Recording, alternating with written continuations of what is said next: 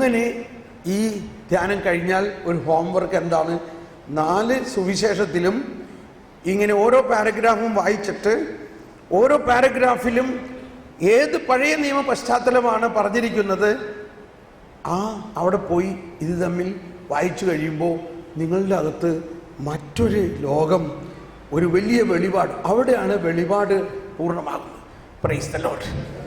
അതോടൊപ്പം ഏതെങ്കിലും ഒരധ്യായം കാണാപ്പാഠം പഠിക്കണം. ഒരധ്യായം കാണാം കണ്ടോ, ഒരുപാട് പണി കിട്ടിയാണ് ഇപ്പം ഇല്ലേ?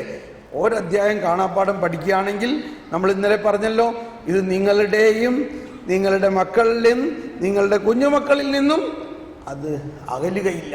അത് വളരെ നല്ലൊരു കാര്യമാണ്. Praise the Lord.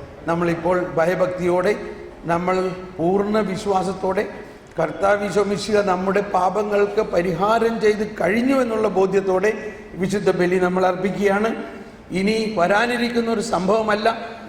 ആ വിശുദ്ധ ബലിയിൽ നമ്മുടെ ജീവിതത്തിലെ എല്ലാ വെളിപാടുകൾക്കും വേണ്ടി നമുക്ക് പ്രാർത്ഥിച്ചുകൊണ്ട് ഈ ബലിയിൽ ഭക്തിപൂർവം നമുക്ക് പങ്കെടുക്കാം.